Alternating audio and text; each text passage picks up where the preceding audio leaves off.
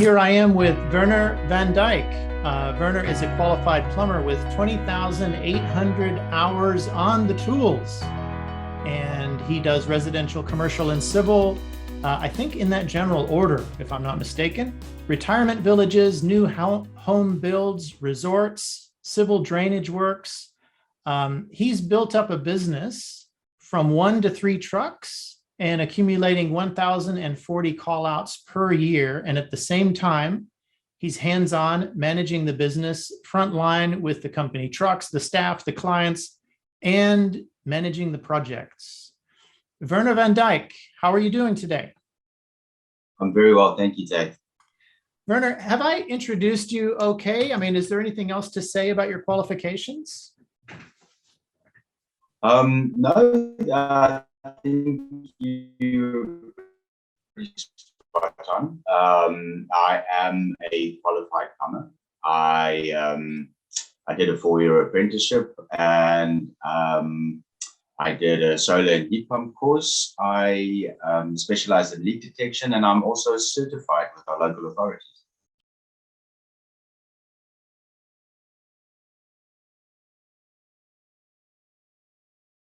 The reason that I actually got the renovation is because we were going out there every second week fixing leaks.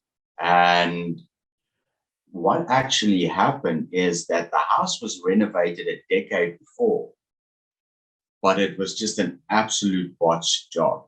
And we had to redo everything all over again, which was incredibly tricky because you're working with a client who was actually quite upset. And I had to do a lot of work to sort of reassure him that it would be done properly this time. What was the difference between the botched job and your job?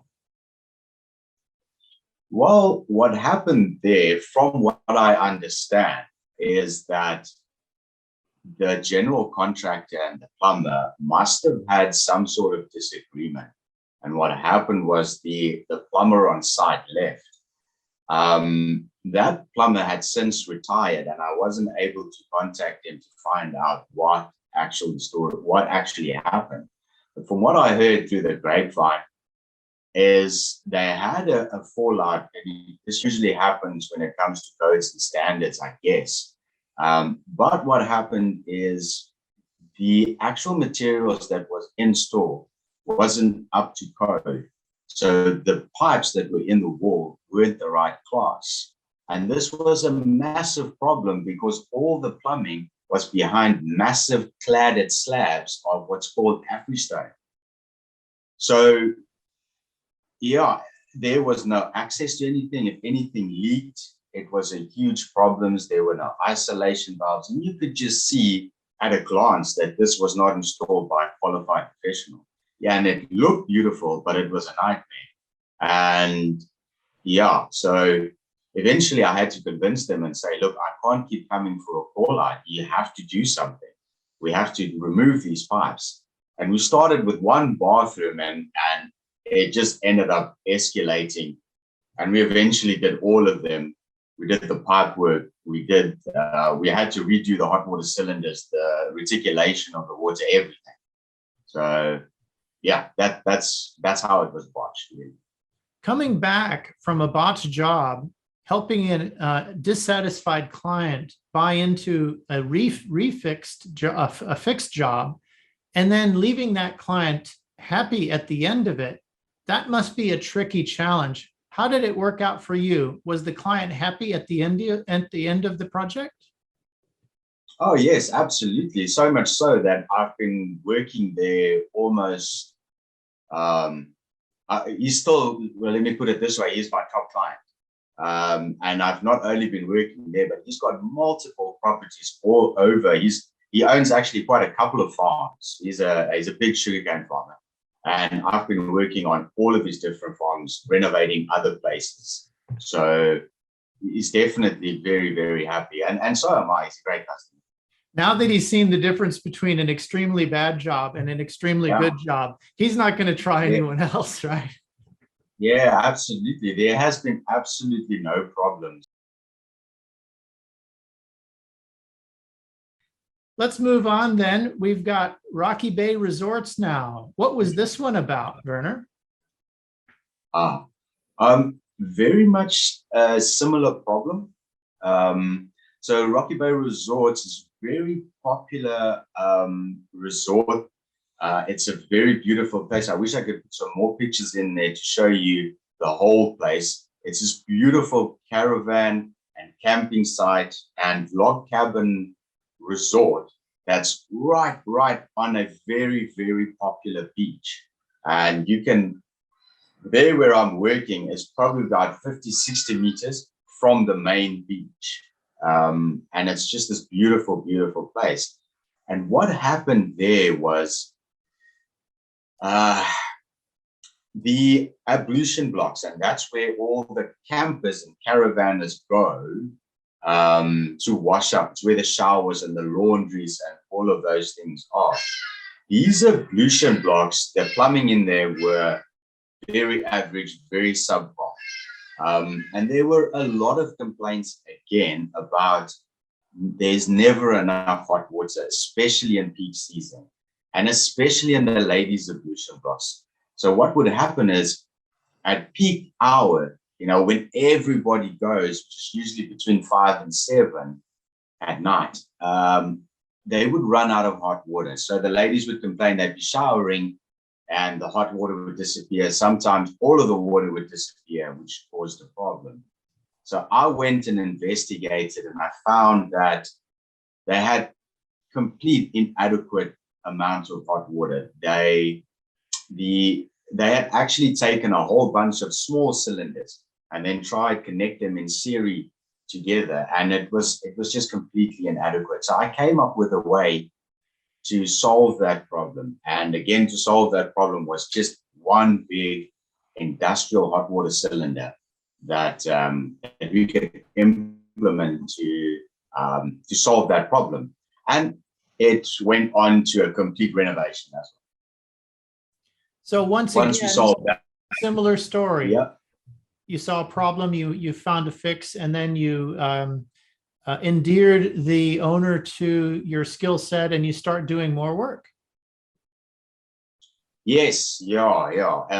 During this project, I worked mainly with the manager of the resort, not so much the owner. So it was very similar thing. Once we solved the one problem, there were some other challenges, because now it's working lovely, but the inside wasn't that great, and it just sort of snowballed onto the rest, and it went to a complete renovation of the inside as well.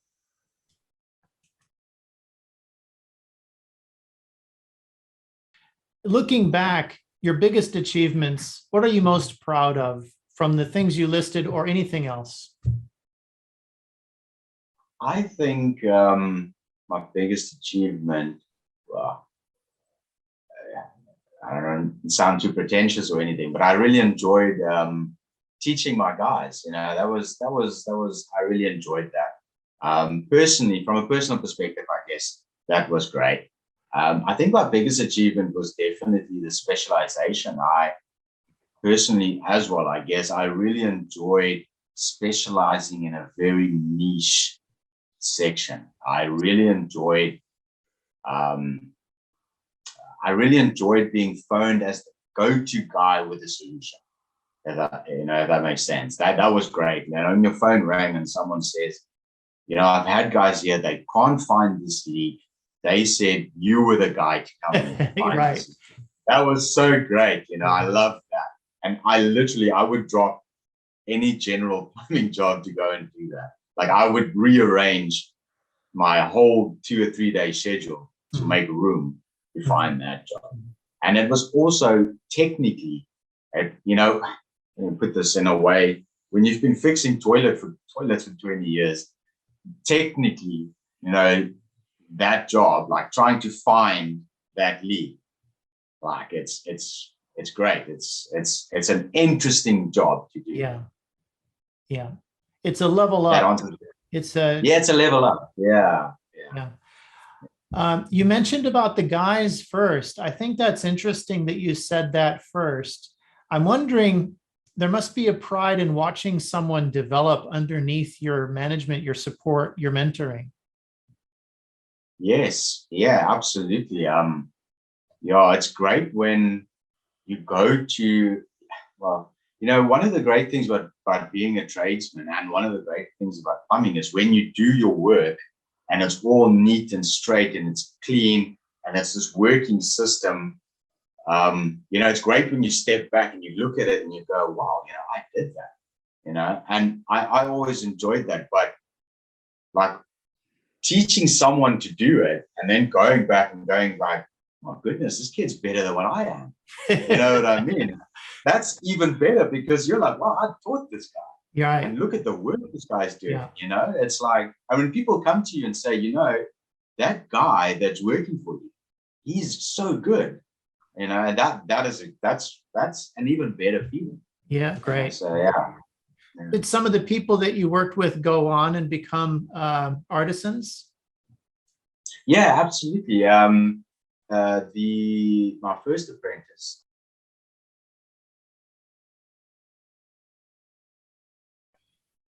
I want to ask you a tough question now about the deliverables that you'll bring to the New Zealand job market. I know you mentioned a lot, but I'm wondering if you could summarize why a New Zealand employer will benefit from having you on the team. If you could just be very basic about that answer, just very matter of fact. Yeah, well, I have 14,500 hours on the tools. I'm 100% job fit. I'm relevant, so I can hit the ground running. I'm quite happy to work in a team. I'm happy to work supervised. I can work unsupervised. I'm quite capable of working on commercial sites. I'm very familiar with health and safety. I'm very aware of it.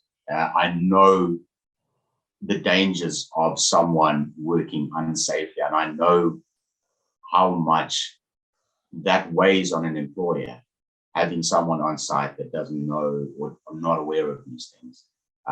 So in terms of deliverables, I'm a, what do you call it, a key turn solution. I hit the ground running. I have all my own tools, and I'm quite happy to bring them. So yeah, I am a return on investment from day one. That was very well said, Werner.